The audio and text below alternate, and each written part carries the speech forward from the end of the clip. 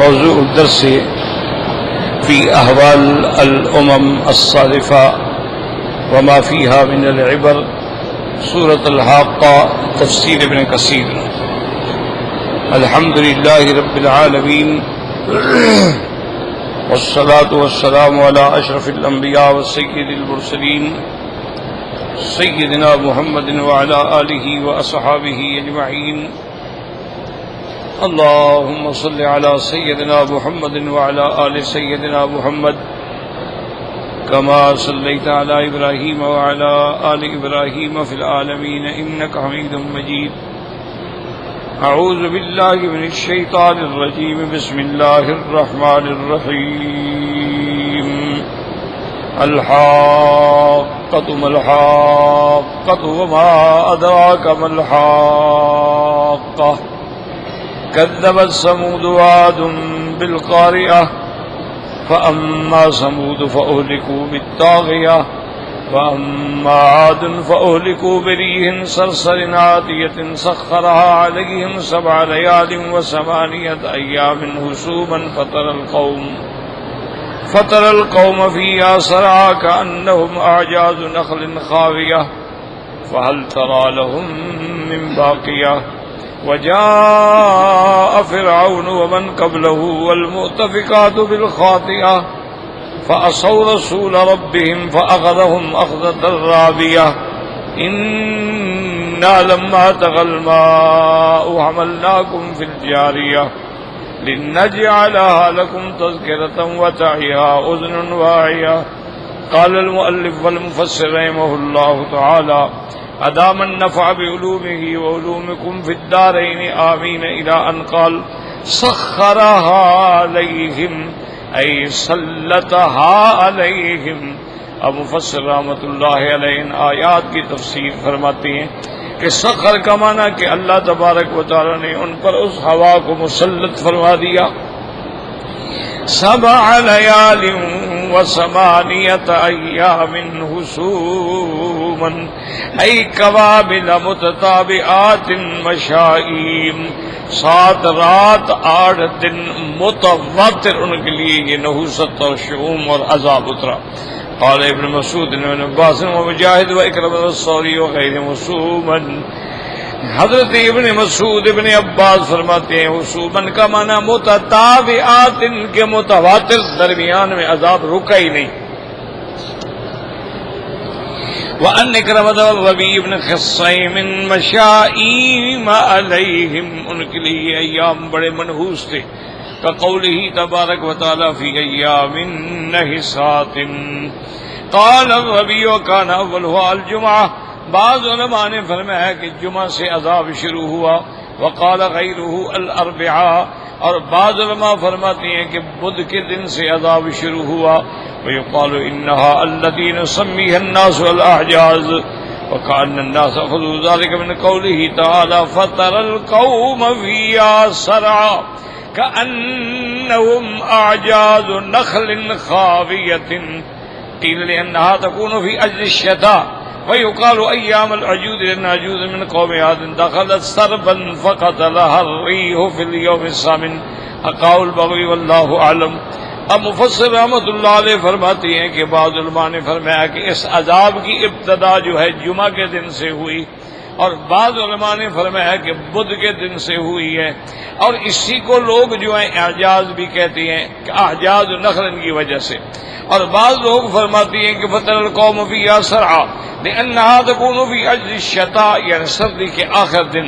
ويقال ایام العجوز، اس کو ایام العجوز بھی کہتے ہیں، لأن عجوزا من قوم عاد، قوم عاد کی ایک بوڑھی عورت تھی، دخلت سربن، ایک غار کے اندر گھس گئی کہ میں ہوا سے بچ جاؤں، فقتلها الريح في اليوم الثامن، لیکن 8ویں دن اس کو بھی وہاں ہوا نے پہنچ کے ہلاک و برباد کر دیا۔ حقاہ البغوی واللہ تعالی عالم۔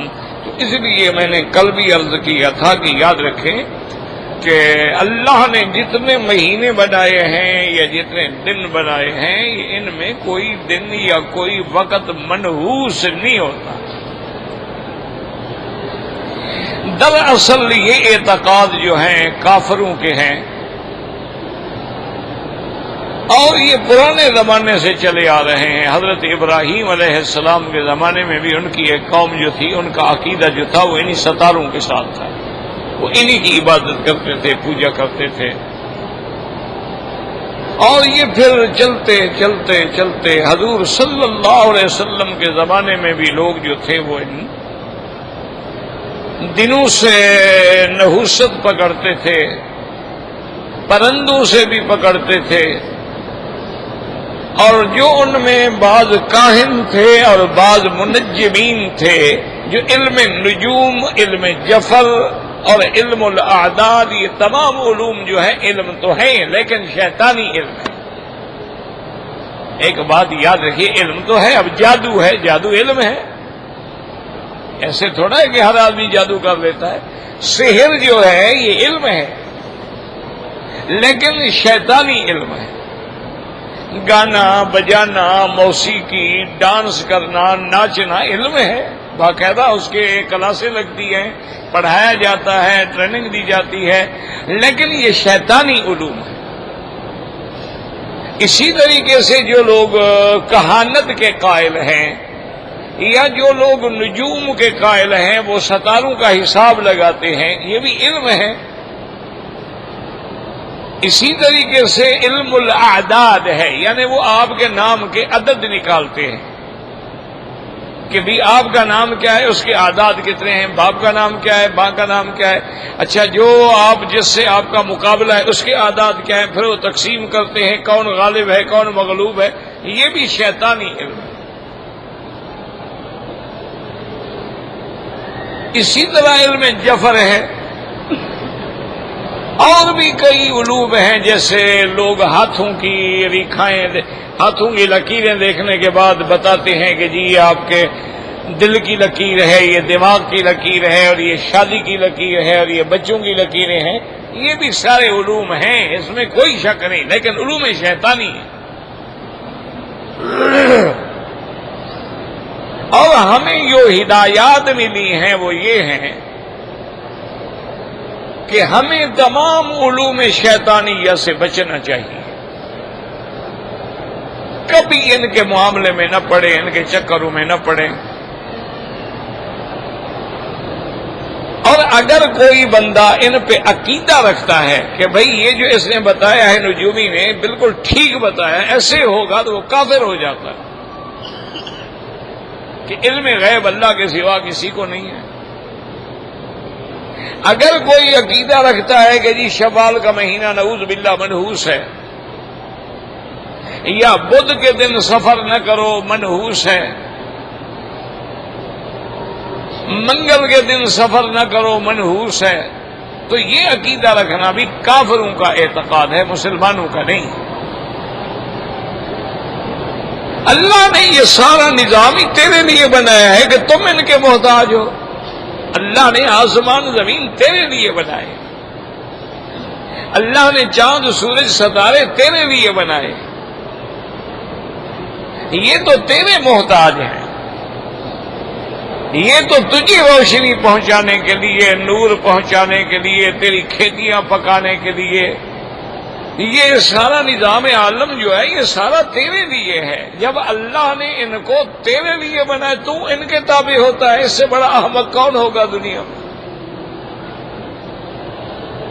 اور اسی طرح اگر ہم یہ عقیدہ رکھ لیں کہ بھی بدھ کے دن عذاب شروع ہوا تو 8 دن ہے، بدھ سے لے کر بدھ پہ تو سارے دن منحوس ہو گئے.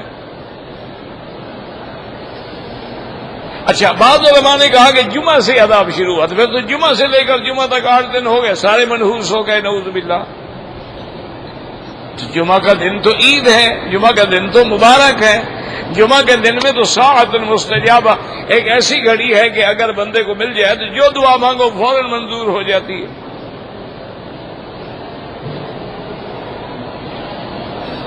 بلکہ امام ابو حنیفہ رحمۃ اللہ علیہ کا ایک قول ہے، وہ فرماتے ہیں کہ بدھ والے دن جو ہے علم کی کتاب، حدیث کی کتاب، تفسیر کی کتاب، یعنی کوئی دینی کتاب، وہ فرماتے ہیں بدھ کے دن شروع کرو تو اللہ اس میں کامیابی دیتا.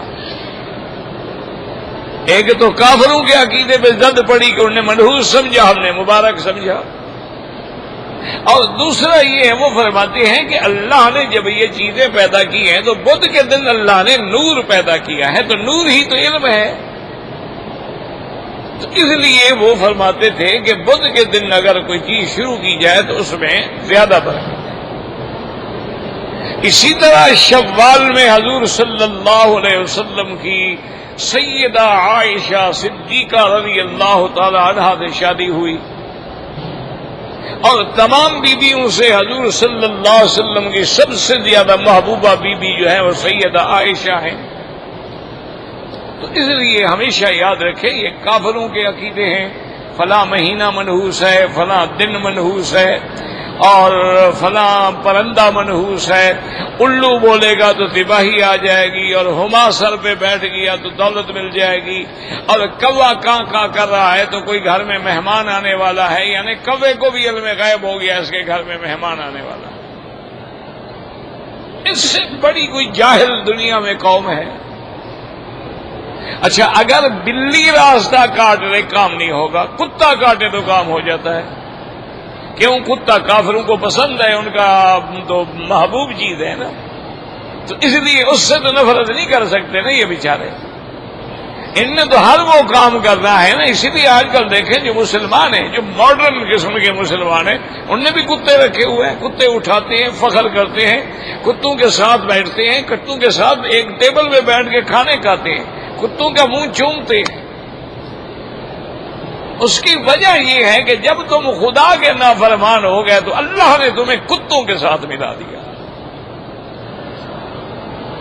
اللہ نے فرمایا جو میرا نافرمان ہے، میں نے منہ دیا تھا تجھے کلمہ پڑھنے کے لیے، تم کتے چوم رہے ہو تو اولئک کالانعام بل ھم اضل، تم پھر جانوروں سے بھی گم کرتا رہا، تمہاری عاقبت جو ہے پھر جانوروں سے بھی زیادہ بدتر ہو۔ حتیٰ کہ حضور پاک نے فرمایا کہ اگر کتا کسی برتن میں زبان پھیر لے، فرمایا ہر برتن کو 3 دفعہ دھویا جائے، لیکن اگر کتا زبان مارے اس کو 7 دفعہ دھویا جائے اور 1 دفعہ مٹی سے رگڑ کے دھویا جائے۔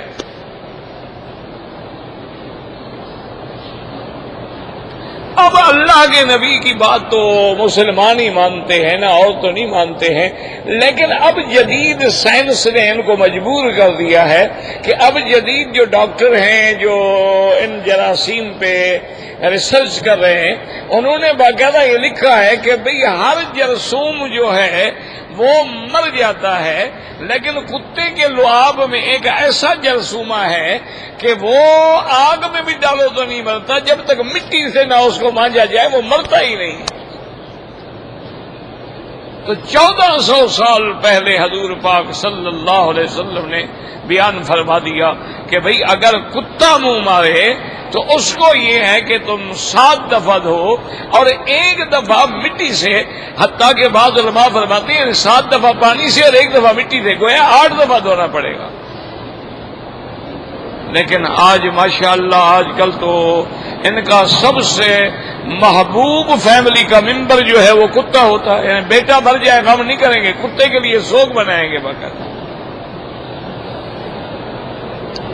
ماں باپ بوڑھے ہو جائیں ان کو جا کے اولڈ ہوم میں پھینک آئیں گے، لیکن کتے کی حفاظت کے لیے خود بیٹھیں گے۔ اب کتوں کے لیے باقاعدہ ہوٹل ہیں، ان کے بیرے ہیں، ان کو کھانا سرو کیا جاتا ہے، ان کے لیے کلب ہیں۔ اچھا، اب کتوں کی شادیاں ہو رہی ہیں باقاعدہ، ان کو باقاعدہ ڈیزائنر جو ہیں لباس بناتے ہیں، پہنایا جاتا ہے۔ وجہ کیا ہے کہ جب تم اللہ کو چھوڑ دو گے تو پھر حشر یہی ہو۔ اسی لیے تم نے ایک خدا کا سجدہ چھوڑا ہے نا، تو اللہ تمہیں کروڑوں دیوتاؤں کے آگے پھر ٹکریں مارو گے، کبھی قبروں پہ ٹکریں مارو گے، کبھی درختوں پہ ٹکر مارو گے، کبھی سورج کے آگے جھکو گے، کبھی گنگا پہ سجدے کرو گے، کبھی جمنا کے آگے جھکو گے، کبھی سانپوں کے آگے بھی سجدہ کرتے ہیں۔ اور حتیٰ کہ آج بھی یعنی بعض ملکوں میں مندروں کے اوپر جو ہے مرد اور عورت کے اعضاء تناسلیہ شرم گاہوں کے فوٹو بنائے گئے، اس کی بھی پوجا کرتے ہیں، کہتے ہیں بچہ اسی سے پیدا ہوتا ہے نا۔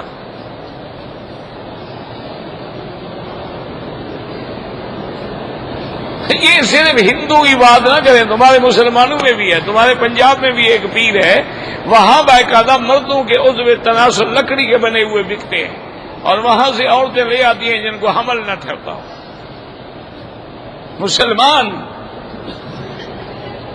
کلمہ نبی کا پڑھنے والے ماشاءاللہ، انا للہ و انا الیہ راجعون، اور بندہ کیا کہہ سکتا؟ تو اس لیے ہمیشہ یاد رکھے کہ یہ ایام نحس تھے ان کے لیے جن پہ اللہ کا عذاب آیا تھا، ان کے لیے اللہ نے، کیوں ایک گھڑی ہوتی ہے، ایک آدمی کو غم ملتا ہے، ایک کو خوشی ملتی ہے، ایک دن میں کسی کے گھر میں بچہ پیدا ہو رہا ہے، کہیں موت ہو رہی ہے، یہ اللہ کا نظام ہے۔ اس کے بعد فرماتی ہیں وَتَرَى الْقَوْمَ فِيهَا سَرَعَىٰ كَأَنَّهُمْ أَعْجَازُ نَخْلٍ خَاوِيَةٍ قال ابن عباس رضی اللہ تعالی عنہ خاویۃ مانا، فرماتی ہے خاویہ خریبہ، ایسے جیسے کہ کھجور کا تنا جو ہے اور وہ بھی گل سڑ جائے ایسے پڑے ہوئے تھے۔ وقال غيره بالية جعلت الريح تضرب بأحدهم الأرض فإذا رمية له مراسي فينشدق رأسه وتبقى جسدها مثل كأنها قائمة النخلة إذا خرت بلا أغصان۔ اب مفسر رحمۃ اللہ نے فرماتی ہیں خاویہ کا معنی بالیہ بوسیدہ، یعنی ہوا ان کو مارتی تھی، ان کو آسمانوں کی طرف لے کے، پھر ان کو سر کے بل زمین پہ مارتی تھی، ان کا سر پھٹ جاتا تھا، گردن ٹوٹ جاتی تھی، اور ان کا جسہ ایسے پڑا ہوتا تھا جیسے کوئی بجھی ہوئی چیز پڑی ہوئی ہو، جیسے کہ کھجور کا تنا پڑا ہوا ہو، جیسے کھجور گر جائے، گردن اس کی ٹوٹ جائے، اس کے ساتھ کوئی چیزیں نہ ہوں، شاخیں نہ ہوں، اس کا تنا پڑا ہو، ایسے پڑے ہوئے تھے۔ وقد ثبت فی الصحیحین عن رسول اللہ صلی اللہ علیہ وسلم، اب مفسر رحمۃ اللہ علیہ فرماتی ہیں کہ صحیحین میں یعنی بخاری اور مسلم میں یہ حدیث موجود ہے، انہو قال نصرت بالصبا واہلکت عاد بالدبور، حضور پاک صلی اللہ علیہ وسلم نے فرمایا اللہ نے باد صبا سے میری مدد کی ہے، اور اللہ نے قوم عاد کو ہوا دبور سے ہلاک فرمایا ہے۔ وقال ریاض حدثنا ابی قال حدثنا محمد قال حدثنا محمد بن یحییٰ الضریس العبدی قال حدثنا ابن حسین بن جاہد عن ابن عمر رضی اللہ تعالی عنہما قال قال رسول اللہ صلی اللہ علیہ وسلم ما فتح اللہ علی عاد من الريح التي وكلوا بها إلا مثل موضع الخاتم فمرت بأهل البادية فحملتهم وماشيهم وأموالهم فجعلتهم بين السماء والأرض فلما رأى ذلك أهل الحاضر من أهل الريح وما فيها قالوا هذا عارض ممطرنا فألقت أهل البادية وماشيهم على أهل الحاضرة۔ اب فرماتے ہیں مفسر رحمۃ اللہ علیہ اس روایت میں حضور صلی اللہ علیہ وسلم نے فرمایا ما فتح اللہ علی عاد، یعنی قوم عاد کے لیے اللہ نے اتنا چھوٹی سی جیسے انگوٹھی ہوتی ہے اتنی سوراخ جو ہے کھولا تھا ہوا کا، جس نے ان کو ہلاک و برباد کر دیا۔ فمرت بأهل البادیہ، اب جب وہ وہاں سے گزری ان کے دیہاتوں میں، فحملتهم، ان کو بھی اٹھا لیا، ان کے جانوروں کو بھی اٹھا لیا، ان کے اموال کو بھی اٹھا لیا۔ فحملتهم بین السماء والارض، آسمانوں اور زمینوں کے درمیان اٹھا کے معلق کر دیا۔ فلما رأى ذلك أهل الحاضرة من هذا الريح وما فيها قالوا هذا عاد ممطرنا۔ اب جب شہر والے لوگوں نے دیکھا کہ اوپر ایسے کوئی چیز ہے، انہوں نے سمجھا شاید بادل ہے، برسنے کے لیے آیا ہے۔ فألقت أهل البادية وماشيهم على أهل الحاضرة، پھر اللہ نے حکم دیا تو ان کو ان کے اوپر گرا دیا گیا، سب کو تباہ و برباد کر دیا۔ وقال الصوری الريح لها جناحان وذنب، حضرت مجاہد فرماتی ہیں کہ ہوا جو تھی وہ ایسی ہوا ہے کہ اس کے پر بھی تھے اور اس کی دم بھی تھی، یعنی ایک شکل دی گئی۔ فَهَلْ تَرَىٰ لَهُم مِّن بَاقِيَةٍ تُسْبِحُ الْأَرْضُ مِن بَقَايَاهُمْ أَوْ مِمَّنْ يَنتَسِبُ إِلَيْهِمْ بَلْ بَعْضُهُمْ آخَرُ وَلَمْ يَجْعَلِ اللَّهُ لَهُمْ خَلْقًا۔ اب مفسر رحمۃ اللہ علیہ فرماتی ہیں کہ اللہ نے فرمایا کہ اے دیکھنے والو مجھے بتاؤ کیا ان میں کوئی بچ گیا جس پر ہم نے عذاب کیا، ان کی نسل میں کوئی ایک بندہ بچ گیا ہو؟ بلکہ اللہ نے ان کے اول سے لے کر آخر تک جتنے لوگ تھے سب کو ہلاک کر ڈالا، اور ان کا نسل اور نسب کو ختم کر دیا کہ ان کی نسل میں ایک بندہ بھی باقی نہیں بچا، یعنی آگے نسل چلی ہی نہیں، ختم۔ اس لیے اللہ نے فرمایا کہ دیکھو جب ہمارے عذاب آتے ہیں اور جب ہم کسی پہ عذاب دیتے ہیں، اس کو ختم کرتے ہیں، تو اس میں کچھ بھی باقی نہیں رہتا۔ ایک بات یاد رکھو کہ اللہ نے قرآن پاک میں قوم عاد کا بھی ذکر فرمایا ہے، قوم ثمود کا بھی ذکر فرمایا ہے، قوم شعیب کا بھی ذکر فرمایا ہے، قوم یونس کا بھی ذکر فرمایا ہے، قوم فرعون یعنی فرعون کا بھی ذکر فرمایا ہے، قوم نوح کا بھی ذکر فرمایا ہے، قوم لوط کا بھی ذکر فرمایا ہے، اور بھی مجمل طریقے سے ذکر فرمائے ہیں۔ یہ ساری چیزیں کیوں ذکر کی گئی ہیں کہ ہم عبرت پکڑیں کہ حضور کی امت جو ہے وہ غور کرے کہ ان پر اللہ کے عذاب کیوں آئے، انہوں نے کیا کیا جرم کیا تھا، اور پھر اس سے بچنے کی کوشش کریں تاکہ ان پر بھی اللہ کا عذاب نہ آئے۔ ایک بات یہ بھی یاد رکھ لیں کہ اگر خدا کا عذاب نازل ہو جائے پھر لاکھ توبہ کرو قبول نہیں ہوتی، عذاب آنے سے پہلے توبہ کرو، ایمان لے آؤ، قبول ہو جائے گی۔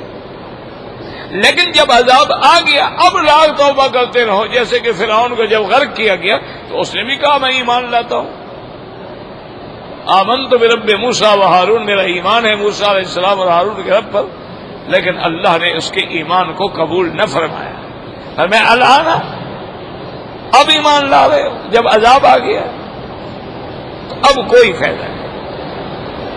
اسی طریقے سے ہر بندے کی توبہ جو ہے اس وقت تک قبول ہے۔ صحیح حدیث مبارک میں ہے، میرے آقا نے رحمت دو عالم نے صلی اللہ علیہ وسلم میں ما لم یغرغر، کیا مانا کہ جب بندہ موت کے وقت غرغرہ مانا یعنی پانی ڈالو غرغر کر کے باہر نکل آئے، اندر نہ جائے، تو جب اس حالت میں پہنچ جائے پھر توبہ قبول نہیں ہوتی، اس سے پہلے توبہ قبول ہوتی۔ اسی طرح حضور پاک صلی اللہ علیہ وسلم نے فرمایا ہے اذا طلعت الشمس من مغربها، جب سورج مشرق کے بجائے مغرب سے طلوع ہوگا، اغلقت ابواب التوبہ، اب توبہ کے دروازے بند ہو جائیں، پھر توبہ نہیں ہوتی۔ اسی لیے اللہ نے ہمیں حکم دیا ہے قرآن پاک کی کئی آیت میں توبوا ایھا المؤمنون، توبہ کرو توبہ کرو توبہ کرو، یا ایھا الذین آمنوا توبوا الی اللہ توبۃ نصوحا، ایمان والو توبہ کرو۔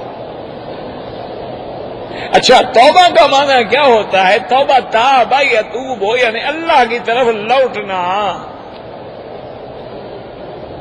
اور توبہ کے لیے 3 شرطیں ہیں، ہمیشہ یاد رکھو، جب یہ شرطیں ہوں گی توبہ منظور ہوگی ورنہ نہیں ہوگی۔ توبہ کا معنی یہ نہیں ہوتا کہ ہم زبان سے کہیں گے یا اللہ میری توبہ 1 لاکھ توبہ 1 کروڑ توبہ، اس سے کچھ بھی نہیں ہوتا، یا سارا دن پڑھتا ہے استغفر اللہ استغفر اللہ استغفر اللہ، اس سے کچھ بھی نہیں ہوتا۔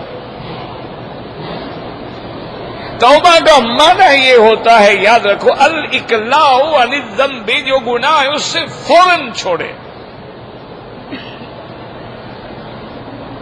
والندم علی ما عمل، اور جو اس نے کیا اس میں ندامت ہو، شرمندگی ہو کہ ہائے میں نے کیا کیا۔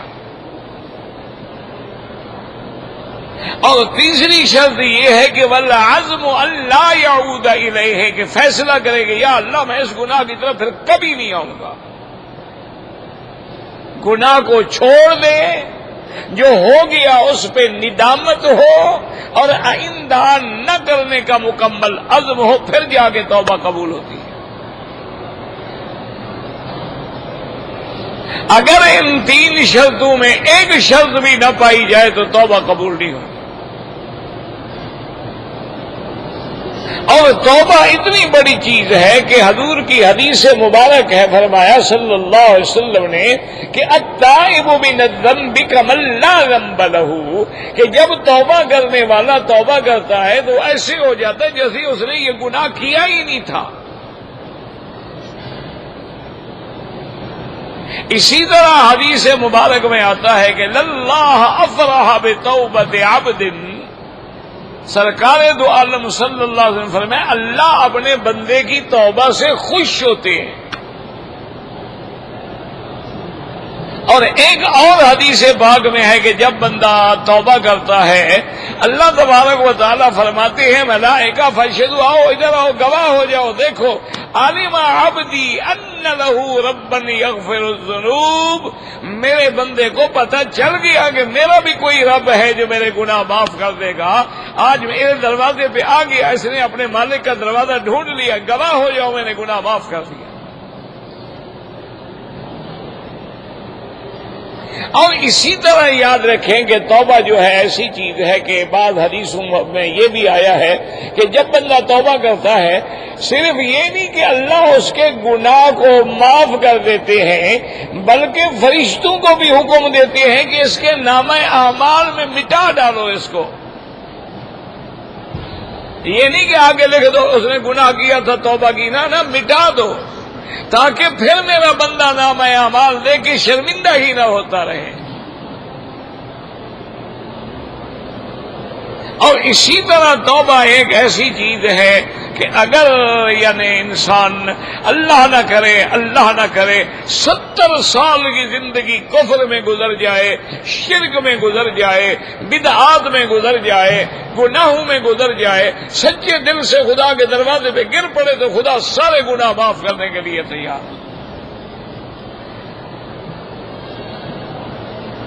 اسی طرح جب ابلیس لعین نے، ملعون نے، مردود نے، مرجوم نے کہا تھا،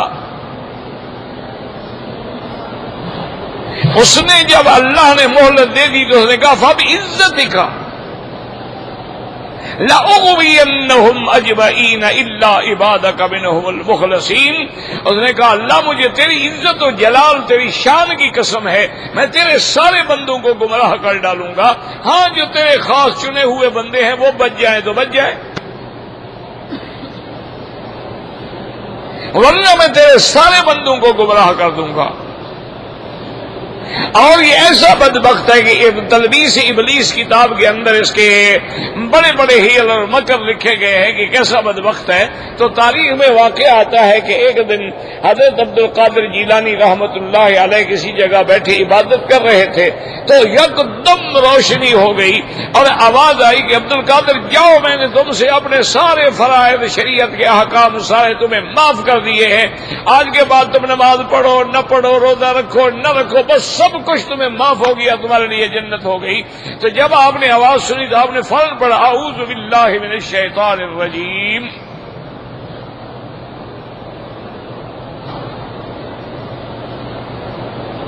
اب ابلیس جو تھا وہ انسانی شکل میں سامنے آ گیا، کہنے لگا عبد القادر چونکہ تم صرف پیر نہیں عالم بھی ہو، تمہارے علم نے تمہیں بچا لیا ہے، ورنہ ایسے لوگوں کو عبادت کرنے والوں کو میں نے ایسے دھوکے میں ڈال کے ہمیشہ کے لیے ان کی گردنیں توڑ ڈالی ہیں. کیونکہ تمہیں پتہ تھا کہ نمازیں اور فرائض تو اللہ نے نبی سے بھی معاف نہیں کی ہے، تو عبد القادر کو کیسے معاف ہو سکتے ہیں؟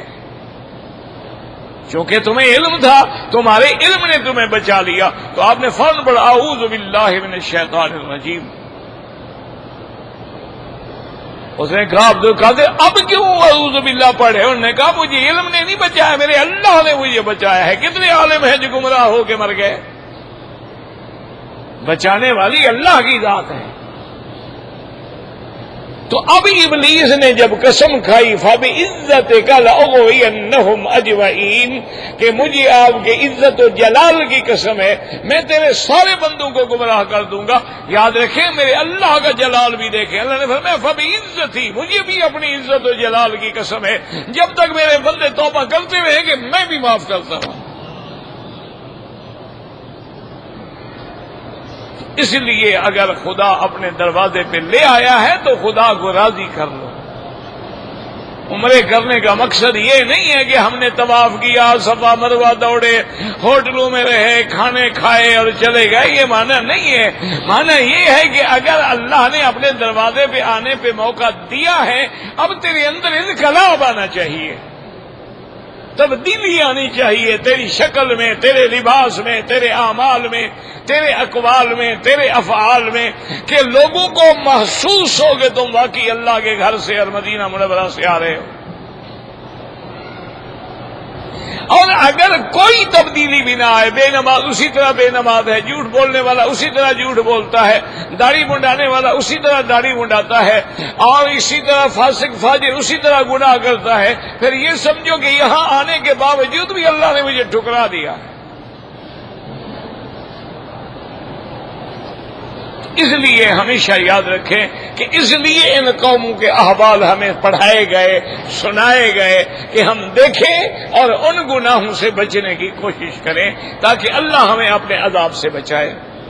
اور آج پاکستان میں ایک بہت بڑے عالم تھے، حضرت محمد اسلم شیخ پوری رحمت اللہ علیہ، بہت بڑے عالم تھے، بڑے مفسر قرآن تھے۔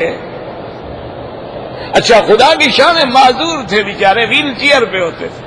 مجھے یہاں حرم میں 2-3 دفعہ تشریف لے آئے ملنے کے لیے، ویل چیئر پہ تھے، اور پورے ملک میں ہر وقت قرآن کا عاشق تھا وہ بندہ، دھن لگی ہوئی تھی۔ فجر کی نماز کے بعد درس ہے، اور ظہر کو درس ہے، اور مغرب کو درس ہے، اور عشاء کو درس ہے، اور ویب سائٹ پہ لاکھوں لوگ حضرت شیخ اسلم کے درس سے فائدہ اٹھاتے تھے۔ ان کو ظالموں نے گولی مار کے شہید کر دیا۔ اب اندازہ کرو ایک معذور آدمی کا، اس کا کیا کسی پارٹی سے، سیاست سے کیا تعلق؟ ان کے ساتھ اور بھی 2 علماء تھے جو شہید ہوئے۔ دعا کریں اللہ ان کے درجات کو بلند فرمائے، اللہ ان کے پسماندگان کو صبر جمیل عطا فرمائے، اور اللہ تبارک و تعالی پاکستان کو جہنم نہ بنائے۔ اللہ تبارک و تعالی وہاں کفار نے جو ہمیں سینڈوچ بنا دیا ہے، اللہ ان کے عذاب سے ہمیں نجات عطا فرمائے، اور دعا کریں کہ ہمیں اللہ اپنے طرف لوٹنے کی بھی توفیق عطا فرمائے۔ اور یاد رکھو، جب تک تم اللہ کی طرف نہیں لوٹو گے کوئی نجات کا راستہ ہی باقی نہیں ہے۔ اتنے بڑے عالم شہید ہوئے، اور دیکھیں یعنی ایک آدمی معذور ہے، ویل چیئر پہ، دونوں ٹانگیں نہیں حضرت کی، اور اللہ نے اتنا علم دیا تھا کہ 24 گھنٹے ان کو بس عشق تھا قرآن پڑھانے سے۔ انا للہ، درس دینے کے لیے جا رہے تھے یا آ رہے تھے، اور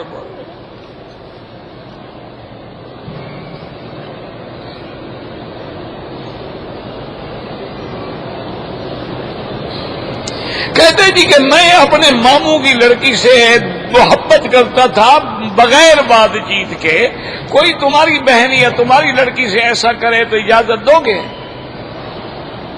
شرم کرو، توبہ کرو، استغفار کرو، یہ چیزیں کسی کو بتانے کی ہوتی ہیں؟ شرم کرو، توبہ کرو، استغفار کرو۔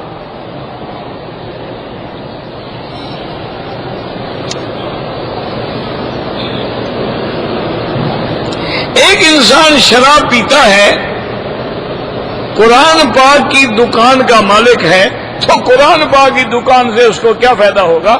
اس کی مثال تو ایسی ہوگی نا، کمثل الحمار یحمل اسفارا، جیسے گدھا پر کتابیں لاد دو تو گدھا کو کوئی فائدہ ہوتا ہے؟ اس کے لیے بوجھ ڈالو تو ایک ہے، کتابیں رکھو تو ایک ہے۔ جب قرآن موجود ہے اور پھر بھی وہ شراب پیتا ہے، یعنی اس کا معنی یہ ہے وہ اور زیادہ عذاب کا مستحق ہے۔ ایک جاہل گناہ کرے، ایک عالم گناہ کرے۔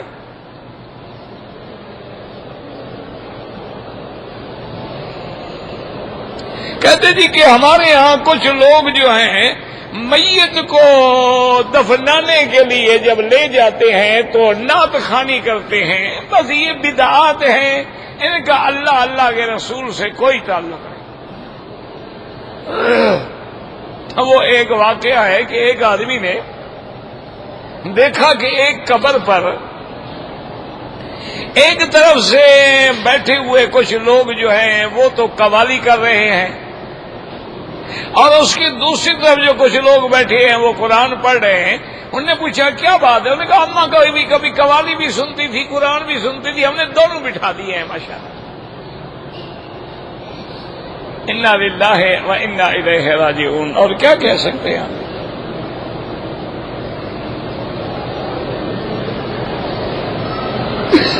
کہتے جی کہ ہمارے ہاں جب محفل نعت ہوتی ہے اس محفل میں بڑا اہتمام کیا جاتا ہے, اور پھر کہتے ہیں کہ بھائی اب ادب کے ساتھ انتظار کریں, درود پڑھیں, ابھی حضور پاک تشریف لانے والے ہیں. پھر کہتے ہیں اب کھڑے ہو جاؤ حضور پاک آ گئے ہیں. یاد رکھو یہ ساری چیزیں بدعات ہیں, اور پھر بدعت سے بڑھتے شرک ہو گیا. اب حضور کا ہر مجلس میں تشریف لے آنا مانا حاضر ناظر ہو گیا نا, اور جو حضور کو حاضر ناظر سمجھے وہ کافر ہے, مشرک ہے. اچھا پھر ایک بات یہ ہے کہ اللہ نے عقل بھی دیا ہے, اس میں بھوسا بھرا ہوا ہے. بھئی حضور جو تشریف لاتے ہیں مدینہ منورہ سے, حضور تو آ گئے تمہاری مجلس میں, مدینے میں جو حاجی صلاۃ والسلام پڑھ رہے ہیں وہ کس میں پڑھ رہے ہیں؟ حضور تو چلے گئے تمہارے پاس. اچھا پھر ایک دن میں پورے ملکوں کے اندر کتنی 1,00,000 مجلس نعت ہوگی, تو ہر جگہ حضور تشریف لے جاتے ہیں. اچھا پھر ایک بات یاد رکھو کہ بھئی حضور پاک جو تشریف لے جاتے ہیں کیا آپ کی روح مبارک آتی ہے یا روح اور جسد دونوں آتے ہیں؟ اگر تو ہر جگہ آپ کی روح آتی ہے تو روح تو امر ربی ہے, اس کو تو کوئی دیکھ نہیں سکتا, تم نے کیسے دیکھ لیا؟ وہ تو قرآن میں ہے کہ یہ سالونک عن الروح, کہ اللہ کے نبی آپ سے لوگ پوچھتے ہیں کہ روح کیا چیز ہے, قل الروح من امر ربی, روح اللہ کا امر ہے, مجھے نہیں پتا کیا ہے. تو اگر حضور جسد کے ساتھ تشریف لے آتے ہیں تو پھر تو سب کو نظر آنا چاہیے.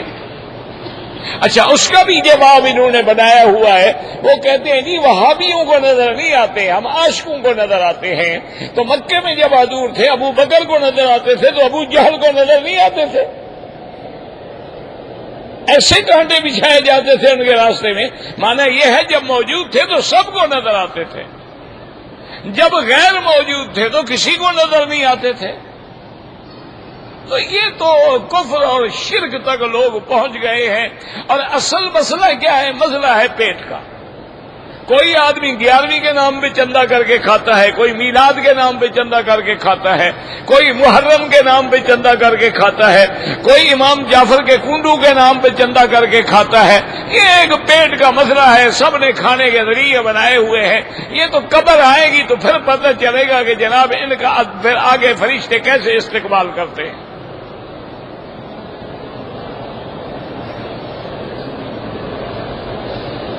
اگر ایک میت موت کے وقت بھی چہرے پہ مسکراہٹ ہو تو اچھی دلیل ہے, اللہ کی رحمت کی دلیل ہے.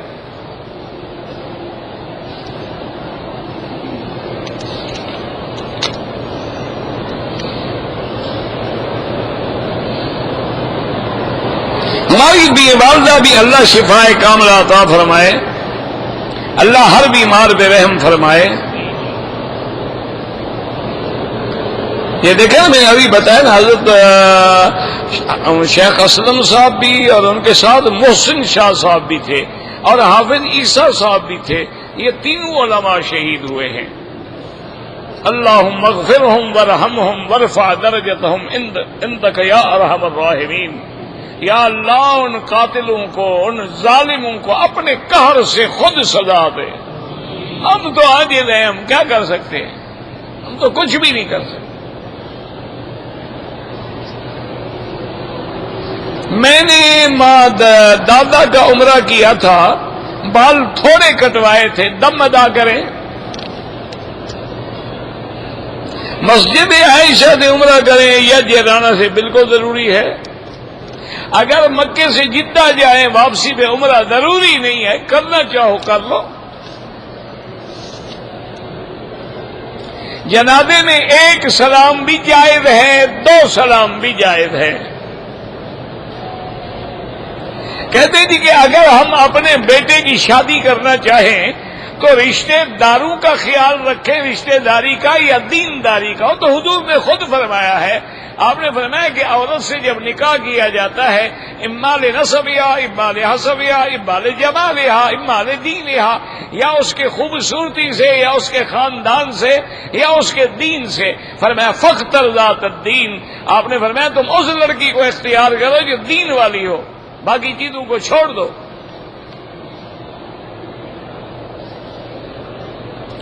کن رسومات سے اجتناب کرنا ہے؟ تمہارے ہاں تو ساری رسومات ہیں، یہ منگنی ہے، یہ مہندی ہے، یہ فلان ہے، سب رسومات. نکاح ہو گیا، شادی ہو گئی، دوسرے دن ولیمہ کرو، السلام علیکم.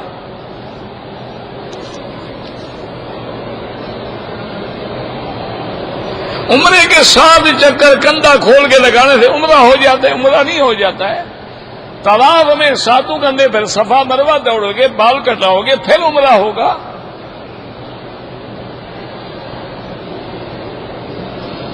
اگر کوئی آدمی 3 بار قل هو اللہ احد پڑھ لے، اللہ اس کو پورے قرآن پڑھنے کا ثواب دیتے ہیں، لیکن یہ الحاق الادنی بالاکمل ہوتا ہے، ورنہ پورا قرآن پڑھنا الگ بات ہے. یعنی گویا کہ اللہ پاک تھوڑی چیز سے بھی زیادہ ثواب دیتے. حضور صلی اللہ علیہ وسلم نے اللہ کو دیکھا ہے، یہ مسئلہ مختلف فی ہے.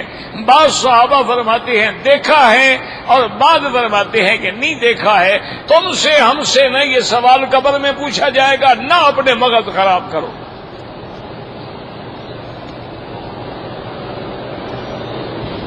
میری بیوی نے عمرے کے بعد اپنے بال خود کاٹ لیے، ٹھیک ہے، کوئی بات نہیں. مجھے مکے میں 18 دن رہنا ہے، نماز پوری پڑھو گے. یہ رہنا جانے سے مسافر نہیں ہو جاتا.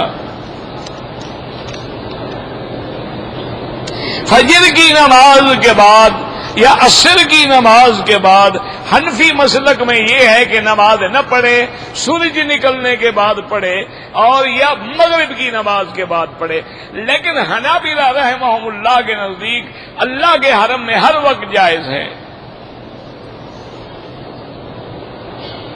سرکار دو عالم صلی اللہ علیہ وسلم کے روضہ مبارک پہ جب جائیں تو وہاں سامنے کھڑے ہو کر الصلاۃ والسلام علیک یا رسول اللہ.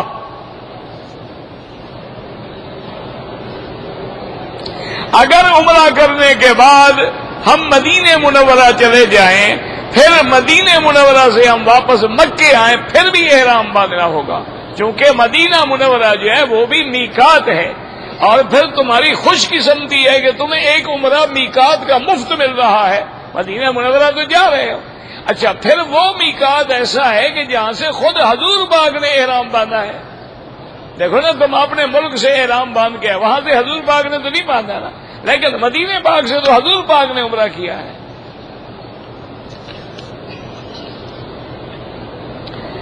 عارضی شادی کرنا جو ہے، عارضی شادی پتہ نہیں وہ کیسے ہوتی ہے. یہ تو پھر متع ہو گیا نا، شادی تو نہ ہوئی. شادی تو ہمیشہ کے لیے ہوتی ہے، وہ تو عارضی نہیں ہوتی ہے. یہ عارضی جو ہے نا، یہ تو پھر وہی متع والی قسم ہو گئی نا. متع بھی یہی ہوتا ہے، 1 مہینے کے لیے کر لو، 2 مہینے کے لیے کر لو، 1 رات کے لیے کر لو، 2 رات کے لیے کر لو. شیعہ کے نزدیک ورنہ تو اسلام میں متع حرام ہے. اسلام کے اندر متع کی کوئی گنجائش نہیں. اللہ نے 2 چیزیں رکھی ہیں، والذین هم لفروجهم حافظون الا علی ازواجهم او ما ملکت ایمانهم. اللہ نے فرمایا یا تمہاری نکاح والی بیویاں تم پہ حلال ہیں، یا جو جنگ میں بادیاں تمہارے حصے میں آئیں وہ تمہارے لیے حلال ہیں. اور ان کے علاوہ فمن ابتغى وراء ذلك فاولئک هم العادون. اس کے علاوہ اور جتنی قسمیں ہیں یہ ساری زیادتی ہے اور ظلم ہے اور اسلام میں جائز نہیں ہے. تو اس لیے نکاح جب بھی کرو، شادی جب بھی کرو، وہ پکی کیا کرو. اچھا، اگر ایسے اتفاق سے مثلا کوئی عورت تمہارے ساتھ شادی کرے ایسی شرط کے ساتھ کہ میں تمہارے ساتھ شادی کرتی ہوں لیکن 3 راتیں تمہارے پاس رہوں گی، 3 راتیں میں فلاں بندے کے پاس جایا کروں گی، کیا خیال ہے؟ کوئی غیرت والا باحیا قبول کرے گا؟ اللہ کے بندے کوئی عقل کی بات کرو، جہاں جہاں اللہ نے نکاح کا حکم دیا کسی جگہ نہیں کہا کہ عارضی نکاح کرو، بلکہ اللہ نے فرمایا کہ غیر مصافحین، شہوت نکالنے کے لیے نکاح نہ کیا کرو۔ نکاح کرنا ہے تو نکاح سمجھ کے کرو، بیوی سمجھ کے کرو کہ ہم نے زندگی گزارنی ہے، اسی لیے اس کا پہلے استخارہ کرو، اسی لیے پہلے پتہ کرو کہ اس لڑکی کا کیا عالم ہے، نماز پڑھتی ہے نہیں پڑھتی ہے، دین سمجھتی ہے نہیں سمجھتی ہے۔ ایک موٹی بات یاد رکھو، جو لڑکی خدا کی غدار ہے وہ شوہر کی کبھی وفادار نہیں ہو سکتی، اور جو شوہر خدا کا غدار ہے نماز نہیں پڑھتا وہ کبھی بیوی کا وفادار نہیں ہو سکتا۔ یہ وہی ہوگا کہ الخبیثات للخبیثین والخبیثون للخبیثات، الطیبات للطیبین والطیبون للطیبات۔ اللہ نے فرمایا کہ نیک مرد نیک بیویوں کے لیے اور نیک بیویاں نیک مردوں کے لیے ہیں۔ سب سے پہلی چیز دین ہے۔ ایک صحابی کی شادی کی حضور پاک نے،